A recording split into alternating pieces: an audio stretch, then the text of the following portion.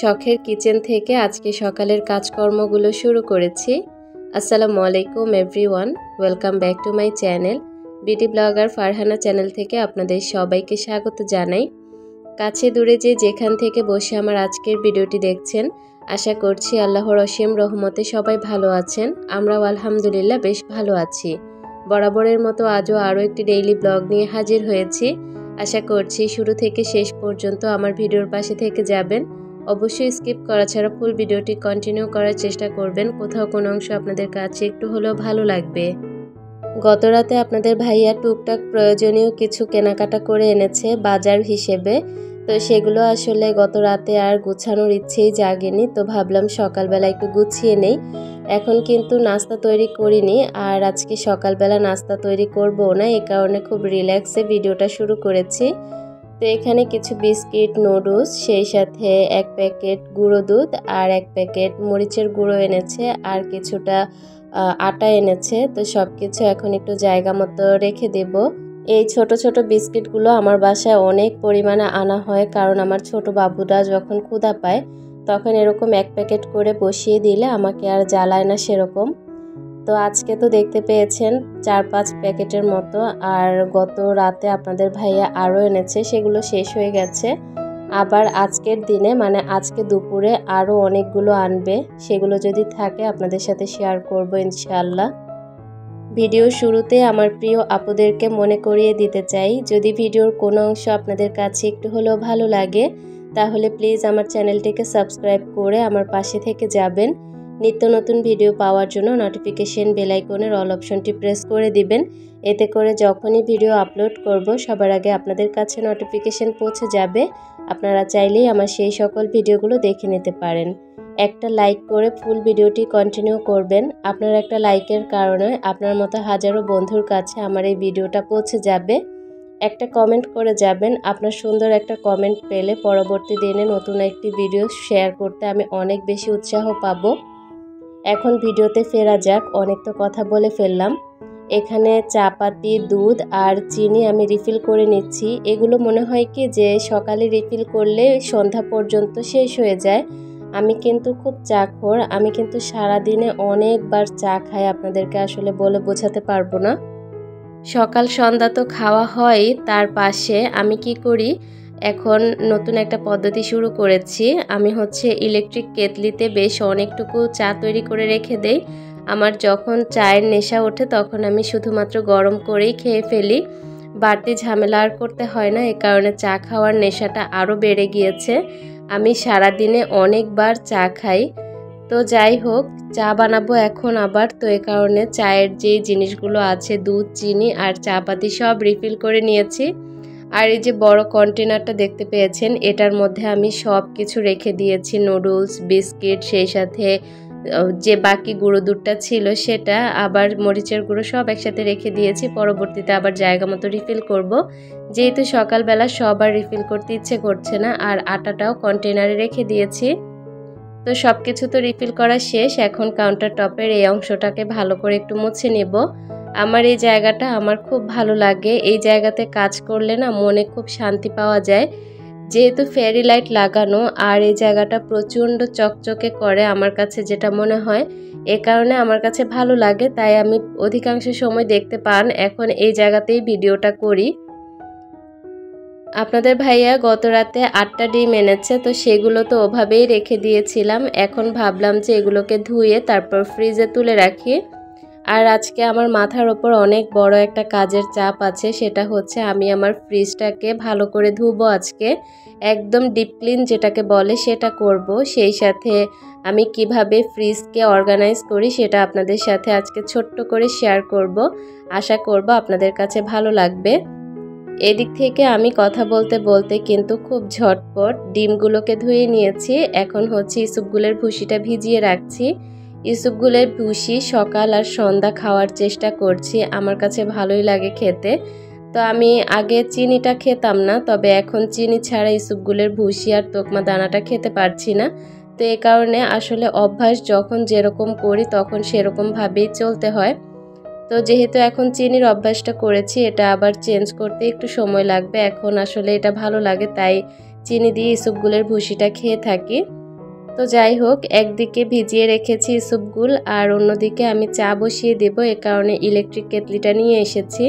এটা অধিকাংশ সময় শোকেসের মধ্যেই থাকে। তো এখন যেহেতু গ্যাসের পরিমাণটা অনেকটাই কমে গিয়েছে, চা তৈরি করতে আমার অনেক সময় লেগে যাবে। এ কারণে আমি চাটা ইলেকট্রিক কেটলিতে তৈরি করে নিচ্ছি। নাস্তা খাওয়ার সময়টা আমাদের এত সময় লেগে যায়, কি বলবো আপনাদেরকে। 11টার কমে নাস্তা খেতেই পারি না, যেহেতু বাবুকে নিয়ে স্কুলে দৌড়াদৌড়ি করতে হয়, সংসারের কাজকর্ম সব কিছু মিলিয়ে না আমার সকালবেলা সেরকম নাস্তা খাওয়া হয় না। 11টা বেজে যায়, আর 11টা বাজে যখন নাস্তা খেতে বসি তখন মাথা প্রচণ্ড ঘোরানো শুরু করে। আমি বুঝতে পারছি যে খাবার দেরি করে খাওয়ার কারণে আমার এই সমস্যাগুলো হচ্ছে। তবে ওই যে অভ্যেস করে ফেলেছি সকালে না খাওয়ার, তো এ কারণে সকালে নাস্তাটা খাওয়ার আর কোনো রুচিই আসে না। যদি নাস্তা খেতে চাই তখন মনে হয় কি যে আরও হিতে বিপরীত হয়। এই কারণে আরেকটা পদ্ধতি বেছে নিয়েছি। সকালে চা, মুড়ি, চা, বিস্কিট এগুলো দিয়ে সকালে আমি নাস্তা করে নেই, আর 11টা বাজে আমি পুরো নাস্তাটা করি আর কি। এখন শরীর যেরকমই হয় সেরকমভাবে আসলে চলতে হবে, কিছুই করার নেই। তো বাবুকে নিয়ে যেহেতু সকালে স্কুলে যাই, আবার ভিডিও করা শুরু করি, আবার বাবুকে স্কুল থেকে আনতে যাই, সংসারে রান্না বান্না, সকালের নাস্তা সব কিছু মিলিয়ে না সকালটা কিন্তু অনেক যুদ্ধের মতো যায়। তো সে সময় আসলে খাবার খেতে আমার ভালো লাগে না। এ কারণে সকালবেলা টুকটাক কাজকর্ম গুছিয়ে সবার প্রথমে আমি চা বিস্কিটটা খেয়ে নিয়েছি। আমি আর আমার শাশুড়ি মিলে সকালে টিভি দেখতে দেখতে চা বিস্কিটটা খেয়ে তারপর এখন আমি আবারও সংসারের কাজে লেগে পড়েছি। তো টিভিটা দেখার কারণ হচ্ছে সকালে কিছুটা খবর দেখি, খবর দেখলে ভালো লাগে, গতকালকের সব খবরগুলো পাওয়া যায়। তো সেগুলো দেখে তারপর এখন আবার কাজে লেগে পড়েছি। আপনাদেরকে বলেছিলাম না বিশাল একটা ঝামেলা আজকে মাথার উপর, সেটা হচ্ছে ফ্রিজ ধোয়া। আর ফ্রিজটা এত পরিমাণে ময়লা হয়েছে, এত পরিমাণে বরফ হয়েছে, সেগুলোকে আজকে পরিপাটি করতে হবে। চা খাওয়ার পর কাপগুলোকে ধুয়ে জায়গা মতো সাজিয়ে তারপর আমি ডিমগুলোকে ফ্রিজে তুলে রেখেছি। তারপর ফ্রিজটা বন্ধ করে রেখেছি। ফ্রিজটা একটু বরফগুলো গলে গেলে তারপর ফ্রিজটা পরিষ্কার করব। সেই সাথে কিছু শুকনো মরিচ আমি শুকনো খোলায় টালতে দিয়েছি। পরে দেখলাম যে গ্যাসের পরিমাণটা কম, শুকনো খোলায় টাললে অনেকটা সময় লেগে যাবে। এ কারণে কিছুটা সরিষার তেল দিয়ে চুলায় তুলে রেখেছি। কিছুক্ষণ পরই এটা সুন্দরভাবে মুচমুচে হয়ে যাবে। আর এদিক থেকে ইসবগুলের ভুসিটাও খেয়ে নিয়েছি। ইসবগুলের ভুসিটা খাওয়ার পর এখন হচ্ছে ডিমের ভর্তা বানাবো। আজকে সকালে সবাই ভাত খাবে। গতকালকে আসলে ভাত রান্না করেছি ঠিকই, তবে কেউই খায়নি সেরকমভাবে। সবগুলো ভাত তো রয়ে গেছে, সেগুলো আবার দুপুরে কেউই খাবে না। এ কারণে বুদ্ধি করে সকালে সবাইকে ভাত খাওয়াবো। আপনাদের ভাইয়াকে সকালে ভাত খাইয়ে দিয়েছি, সে দোকানেও চলে গিয়েছে, তাকে একটা ডিমের ভর্তা বানিয়ে দিয়েছি।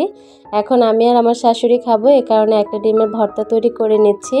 এখানে শুকনো মরিচ আর কাঁচা পেঁয়াজ ভালো করে মেখে লবণ দিয়ে তারপর সরিষার তেল দিয়ে ডিম মাখা করে তারপর ভর্তাটা তৈরি করে নিয়েছি।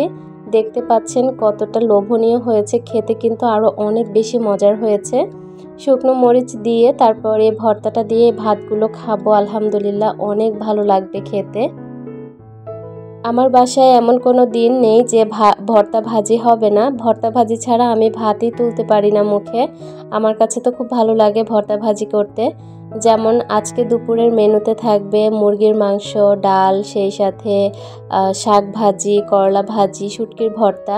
সেগুলো কিন্তু মাথাতে সেট করে নিয়েছি যে আজকে এগুলো রান্না করব। তো এই যে কাজকর্মগুলো দেখতে পাচ্ছেন, এগুলো করার পর ফ্রিজ পরিষ্কার করব, ঘর পরিষ্কার করব, তারপরে মূলত রান্নাবান্নাগুলো করব। তো আপনাদেরকে তো দেখিয়েছি ভাতটা দেখানোর সাথে সাথে আমি প্লেটগুলো ধুয়ে ফেলছি, তবে ভাতটা খেতেও কিন্তু আমার সময় লেগেছে।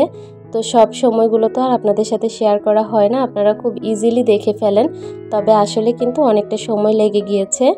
আর এই তো ভাতটা খাওয়ার পর দেখতে পেয়েছিলেন আমি প্লেটগুলো ধুয়ে নিচ্ছি। প্লেট ধোয়ার পরই কিন্তু আমি হচ্ছে ফ্রিজটা পরিষ্কার করা শুরু করেছি।